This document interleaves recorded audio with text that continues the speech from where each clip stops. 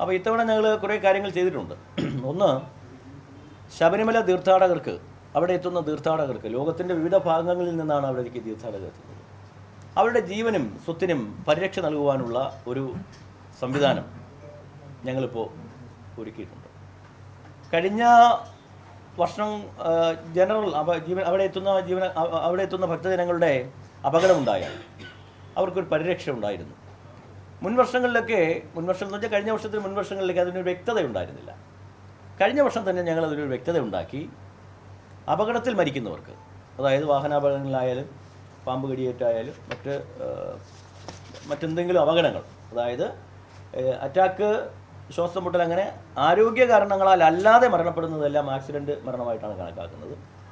ഒരു general insurance പദ്ധതി ഞങ്ങൾക്കുണ്ടായിരുന്നു.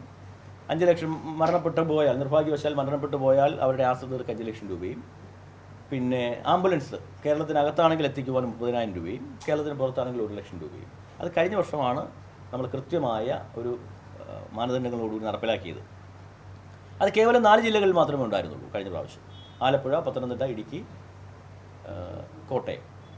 ഇത്തവണ അത് കേരളത്തിലെ മുഴുവൻ സ്ഥലങ്ങളിലേക്കും, എല്ലാ ജില്ലകളിലേക്കും അത് വ്യാപിപ്പിക്കുകയാണ്. കഴിഞ്ഞ പ്രാവശ്യം അത് ദേവസ്വം ബോർഡ് ഉദ്യോഗസ്ഥർക്കും ദേവസ്വം ബോർഡിലെ ശബരിമല തീർത്ഥാടനവുമായി ബന്ധപ്പെട്ട് നിൽക്കുന്ന ഡെയിലി വേജ് ജീവനക്കാർക്ക് മാത്രമേ ആ കവറേജിൽ വരുമായിരുന്നുള്ളൂ. ഇത്തവണ നിലയ്ക്കൽ, സന്നിധാനം, പമ്പ എന്നിവിടങ്ങളിൽ ശബരിമല തീർത്ഥാടനവുമായി ജോലി ചെയ്യുന്ന മറ്റെല്ലാ ഡിപ്പാർട്ട്മെൻറ്റും ഉദ്യോഗസ്ഥന്മാർക്ക് കൂടി ഞങ്ങളത് ഏർപ്പാട് ചെയ്തു.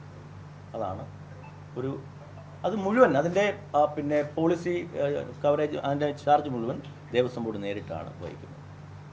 പിന്നെ നമ്മളെല്ലാം കുഴക്കിയിരുന്നൊരു പ്രശ്നം കഴിഞ്ഞ എത്രയോ കാലങ്ങളായി ഇന്ന് വരെ ഏർപ്പെടുത്തിയിട്ടില്ലാത്തൊരു വിഷയമായിരുന്നു ശബരിമല പ്രിമിസസിൽ, അതായത് പമ്പ മുതൽ സന്നിധാനം വരെ ആയാലും എരുമേലിയിൽ നിന്ന് വരുന്നതായാലും അവിടെയുള്ള വരുന്ന ഭക്തജനങ്ങൾക്ക് ശ്വാസം മുട്ടൽ മൂലമോ അറ്റാക്ക് മൂലമോ മരണപ്പെട്ടാൽ അവർക്കൊരു പരിരക്ഷ ഉണ്ടായിരുന്നില്ല.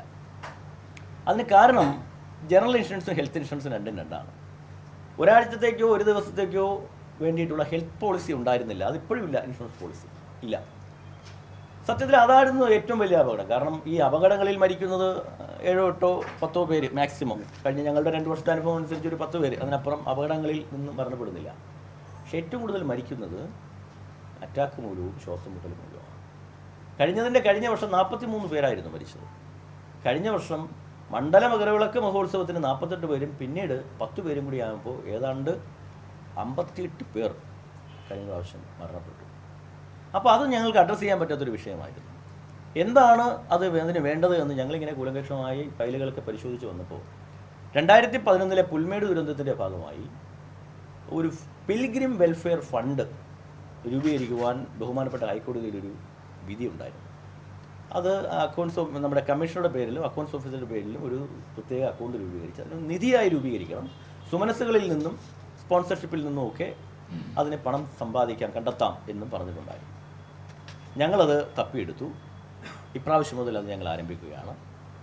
അതുകൊണ്ട് വെർച്വൽ ക്യൂവിൽ രജിസ്റ്റർ ചെയ്യുമ്പോൾ 5 രൂപ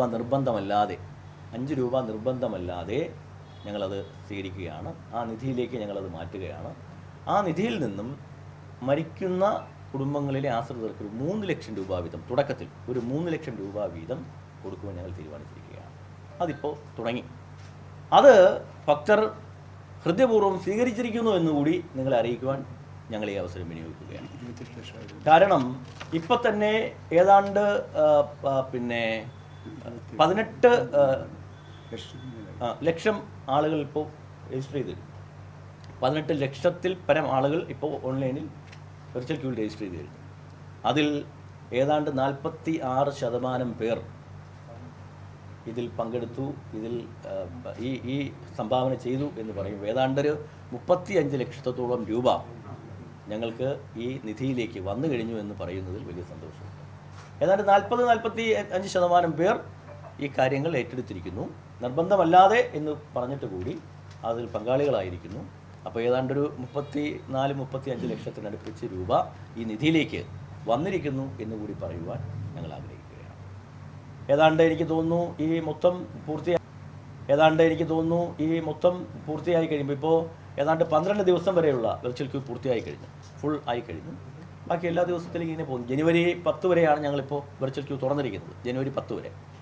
അപ്പോൾ അതിനിടയിൽ ഏതാണ്ട് എനിക്ക് തോന്നുന്നു അതൊരു നല്ല നിധിയായി മാറും.